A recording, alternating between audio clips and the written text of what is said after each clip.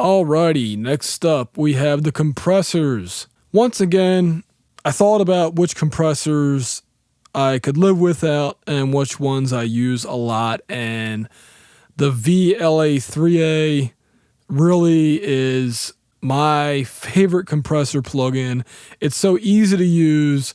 It gets excellent results. It's particularly good on vocals, acoustic guitar, bass guitar, cello, saxophone, and other brass type instruments. And the list just keeps going on. The LA3A, the real one, it's good. It's really, really good. They did a really good job on this plugin. I don't know what the real LA3A sounds like. I know that a lot of people like to use them on like electric guitar, but I don't know. I've never used the real one, but I know I like this plugin. Speaking of LA3A, this is the LA2A, and I use this basically every time I mix vocals, although sometimes I use the LA3A. It just depends on the mood. Either of these plugins are good. The white 2A also sounds good on bass guitar.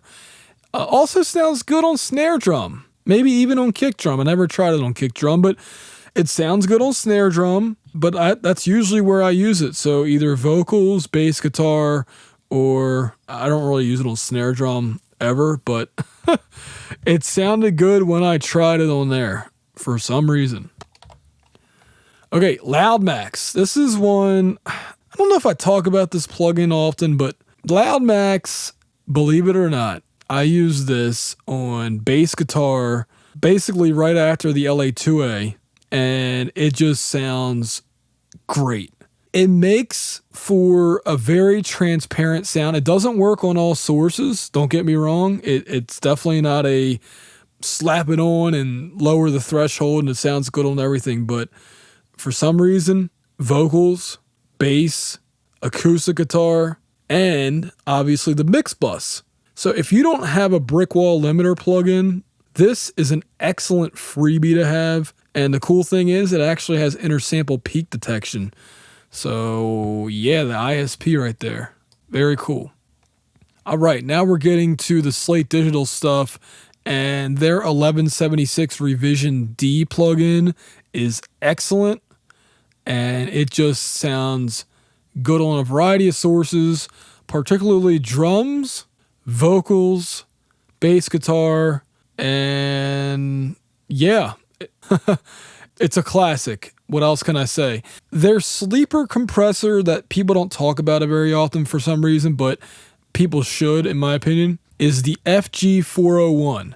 Originally, this was going to be a channel strip compressor emulation of the SSL channel strip, but they expanded it so it could do a bunch of different things. But yeah, this is their SSL channel strip emulation, but just better. And it could do other things besides that, but it's just an overall really good compressor. I don't use it very often. Maybe I should try it on some other things, but I remember when it came out 5 years ago, I used it a lot. So that's why I kind of kept it high in the order still. Finally, one that I do still use is the Monster, and that is, it's basically the 1176 all buttons in mode on steroids, because you can control different parameters, and it's just a great plugin. It sounds like the hardware. They definitely did a good job on this one, and I believe it's still free. Speaking of 1176 Revision D, actually I think this might be Revision G or E, but whatever. Arturia released their Compressors You'll Actually Use collection, and I like it. You want to know why? That's why.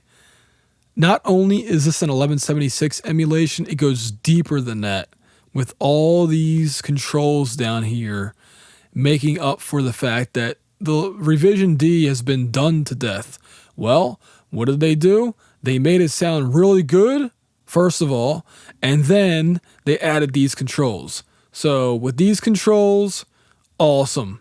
Plus, because it's part of a collection, they also had this, which is a DBX 165 I don't know if it's 165A or just the original, but this is another emulation that has additional controls that the hardware does not. And all I can say is both of these plugins sound excellent. This one particularly is made for drums, but it can also sound good, I believe, on bass guitar. Haven't tried it on vocals. Haven't tried it on really anything else besides drums or bass. But yeah, both uses are really, really good. And I just love the GUI. It's photorealistic, and I like photorealistic GUIs. Anyway, moving on. Renaissance Vox. If only the GUI wasn't so small, I could still highly recommend this. But I'll still say, look, I use this plugin periodically. I have other vocal compressors, but this one particularly sounds good on voiceovers. And it sounds good on vocals too, but it's basically a digital LA2A. That's not what it's marketed as. But the thing I really like about it is that as you bring the compressor threshold down, it gets louder, and then you adjust the gain, and you also have a noise gate. So it's like the perfect vocal compressor, and I just have nothing but good things to say about it, except for the GUI size. Waves, get with it, guys. 4K is, I don't want to say it's the standard, but more people are getting 4K monitors, and even on 1080p, your GUI is just too small. Anyway, moving on. Speaking of which, this is one of their newer plugins, and this is kind of like the modern day Renaissance Vox. It also has a reverb and delay, but I don't really use them. They sound okay, but this is one of those like all-in-one plugins that a lot of people don't like, but I like this one. I never really reviewed it, but basically what you do is the input, you bring the slider up until this turns yellow on the peaks, and then you turn the reverb and the delay off. So you just had the compressor on, and then you crank the intensity up until it sounds bad, and then you lower it a little bit. And that's about it. You can have the makeup gain go too, but I love this thing. It is a very good vocals compressor, and when I'm not, basically, I'll use like the LA2A or LA3A compressors first, and then I'll follow it up with this one, and that's basically all I need. All right, now we're getting to bus compression. First up, the venerable SSL quad compressor, which there's so many emulations of it. But look, the T-Rax one is kind of a sleeper one because they released it after the other companies had theirs out. I like what IK Multimedia did with their emulation, and these are like my typical settings. I don't always have grid on, but sometimes it sounds better. Anyway, SSL 4000 quad comp, definitely a classic compressor. So much so, I bought another one. Actually, I bought this one first. This was I'll call it the clean SSL comp with a lot more features. This range knob in particular is very useful. But either way, either of these plugins sound good, but the glue from Cytomic is, I usually use it. I'll just put it that way. If I'm not using this, I'm using Bus Comp. And if I'm not using either of those, or if I'm just getting picky one day and I'm like, I'm tired of the same old stuff, this one. Now, there's two other compressors actually. There's an SSL emulation, and there's a Verymu emulation, but the one in the middle is what I like the best. The one in the middle is a Focusrite Red 3 compressor. Very high-end compressor. It just sounds really good on rock or pop. Probably country music too.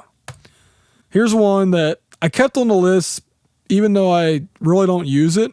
I could use it if I didn't have the other plugins, and because it's free, I kept it on the list for the people out there who can't afford these other plugins.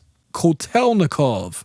They should have charged money for it. I do believe there's a gentleman's edition of this too, So if you do want to give TDR your money, you can. I haven't talked about clipping yet.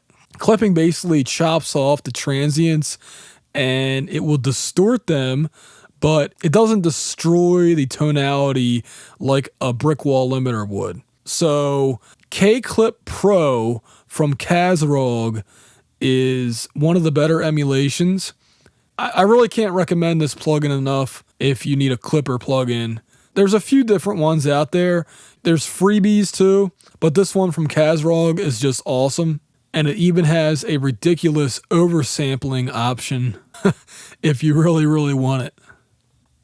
Finally, I have this on the list last because although I've never used this plugin ever, I have a feeling that's going to change after I try it out. And the folks at Sonable sent me a not for resale license to try it out.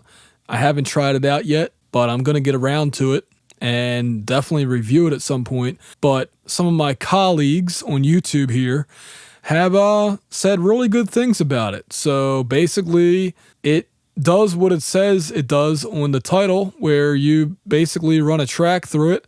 You hit this record button or whatever it's called, and it analyzes it, and it supposedly picks the settings for you and everything, and it sounds good, apparently. I don't know. I don't know if it lowers the threshold for you or how all that works. I got to read the manual. Like I said, I literally just installed this past week, and I'll mess around with it. I have a lot of things going on, but I wanted to include it on the list because I have a feeling that sometime next year, it might be like, in this spot. You know what I'm saying? You never know. You never know.